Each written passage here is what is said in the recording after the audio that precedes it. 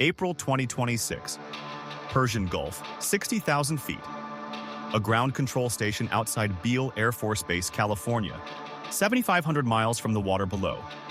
Staff Sergeant Daniel Rourke is watching a radar feed. 3 contacts, moving fast. Bearing toward a U.S. tanker escort formation. The HIZAR display timestamps the acceleration at 04:17:22 local time. He has 40 seconds to vector the strike package. The rules of engagement window expires in 90 seconds. The contacts are Iranian fast attack craft. They are not turning away.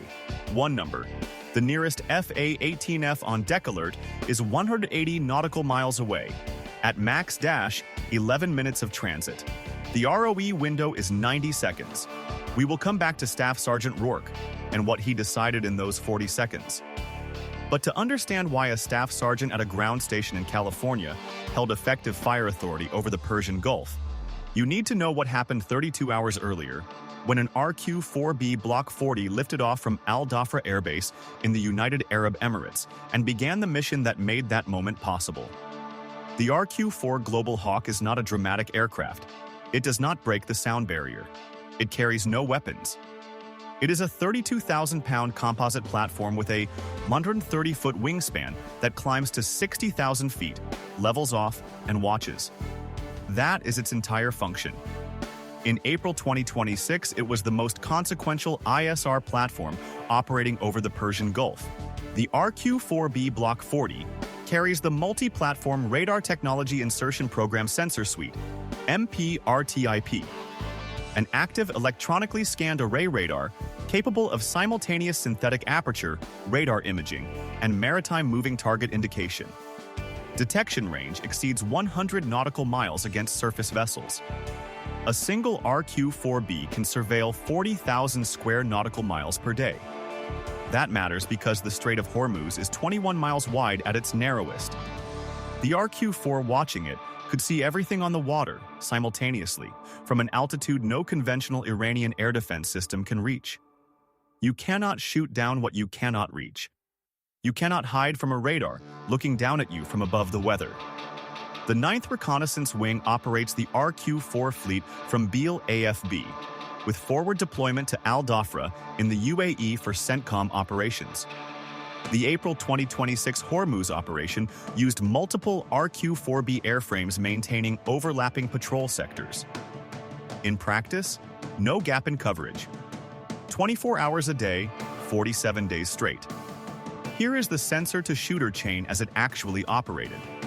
RQ-4B collects radar and EO/IR data over the Gulf. Data streams via Ku-band satellite to the ground control station at Beale. Latency under 500 milliseconds. The ground station pushes contact tracks to the Combined Air Operations Center at Al-Udeid Air Base in Qatar. Al-Udeid correlates that data with feeds from the E-2D Advanced Hawkeye embarked aboard USS Dwight D. Eisenhower. The E-2D carries an AN/APY-9 radar capable of simultaneously tracking over 2,000 air and surface contacts. It is the integration node between the Global Hawk's persistent picture and the carrier air wing's strike assets. In practice, Eisenhower's FA-18F crews on deck alert were not waiting for a phone call. They were looking at a fused picture built from RQ-4 radar data and E-2D track files, updated in near real time. The moment contacts began accelerating toward the escort formation, the track data was already in the crew's situational awareness. The question was not what was happening. The question was authorization. That is why the 40-second window fell to a staff sergeant. One detail from the CENTCOM operational timeline. The sensor operator billet in RQ-4 ground control station doctrine is not a commissioned officer position. In the April 2026 incident, the sensor operator who first classified the 3 contacts as hostile intent fast attack craft and initiated the vector call to the CAOC was Staff Sergeant Rourke, 26 years old, 4 years in service. This is not a criticism of Air Force doctrine. It is a consequence of how persistent ISR reshapes command authority. When the sensor is always on and data latency is under a second, the person watching the screen makes real-time tactical decisions regardless of rank.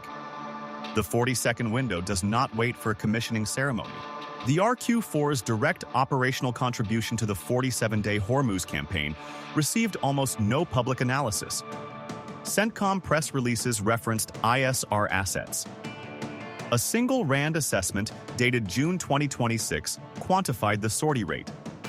But the specific role of the Block 40's MP-RTIP in generating contact tracks that drove every intercept and strike authorization has not been analyzed in open-source forums until now. Subscribe. Next week, what the E-2D Advanced Hawkeye actually contributes to carrier strike group lethality, and why it is the platform the plan most needs to neutralize before any Taiwan contingency can succeed. Here is what the operational record shows, per the June 2026 RAND Assessment and Defense News reporting. During the 47 days, RQ-4B airframes logged over 1,500 on-station hours. The MP-RTIP radar generated over 4,000 maritime contact classifications. CENTCOM assessed 23 required active response, intercepts, warning shots, or engagement. Every one of those 23 responses originated from an RQ-4 contact track. The operation's entire kinetic record runs through one sensor type, on a platform that costs $220 million per airframe and carries no defensive systems. In Week 2, the primary Ku-band satellite relay supporting the Dhafra ground station failed for 6 hours. The RQ-4 overhead recorded data it could not downlink in real time. The E-2D Hawkeye aboard Eisenhower carried the tactical picture alone. It held, but the margin was narrower than anyone in the CAOC wanted. Within 72 hours, CENTCOM arranged a backup relay path through a military satellite node. The architecture survived. That is the obstacle the operational planners did not model. A single relay failure nearly broke the ISR chain the entire campaign depended on. What's most surprising about Hormuz isn't the kinetic activity. It's how completely 47 days of maritime interdiction depended on one sensor type. 23 intercept events. 0 that weren't enabled by RQ-4 tracking. If you've ever run a watch where one system is the only thing keeping a situation coherent, multiply that by 47 days over the world's most transited choke point, against an adversary specifically optimized to find gaps in US ISR coverage. Here is the read that will draw some pushback. The US Navy should have owned this mission. The P-8 Poseidon has an AN/APY-10 radar and a dedicated maritime patrol crew. It was built for exactly this role. It was not the primary asset over Hormuz. The reason, per Defense News reporting in May 2026, sortie rate. The RQ-4's 32-hour endurance means one airframe covers what requires 4 or 5 P-8 sorties. Endurance 1. But the consequence is that a strategic reconnaissance platform became a tactical maritime patrol asset in a chain not designed for that role. It worked. That does not mean it should have had to. Would you have restructured the P-8 schedule to carry more of the tactical load, or held the RQ-4 in the persistent role it ended up doing? That question is still active in the CENTCOM lessons learned process. The implication runs forward. If persistent overhead ISR is now the backbone of maritime interdiction and strike authorization, and Hormuz is a strong data point, then the RQ-4's successor matters more than any fighter program currently in development. The Air Force is not currently funding a direct replacement. The RQ-4 fleet begins retiring in fiscal year 2027. What fills the coverage gap in CENTCOM and Indo-Pacific ISR architecture is not settled. Taiwan Strait contingency planning assumes a compressed timeline, days, not weeks. The sensor-to-shooter chain that took the Hormuz operation 2 weeks to stabilize needs to be pre-built and pre-tested before that contingency arrives. RAND's June 2026 assessment flagged exactly that risk. No public Air Force response has addressed it. Will the RQ-4 retirement timeline hold after Hormuz? Comment yes or no. April 2026. 4/17/22 local time. 3 contacts, accelerating. Staff Sergeant Rourke transmitted the contact classification to the CAOC at 04/17/31. 9 seconds after the acceleration began. the CAOC duty officer reviewed the track and authorized a warning transmission at 04:17:48. The contacts did not respond. At 04:18:02, the CAOC authorized the escort vessels to employ defensive systems. The fast attack craft broke off at 04:18:14. 52 seconds, start to finish. The RQ-4B carried no weapons. What it carried was the track data that compressed 52 seconds from ambiguous contacts to authorized defensive action. Without persistent ISR, that sequence requires additional classification time.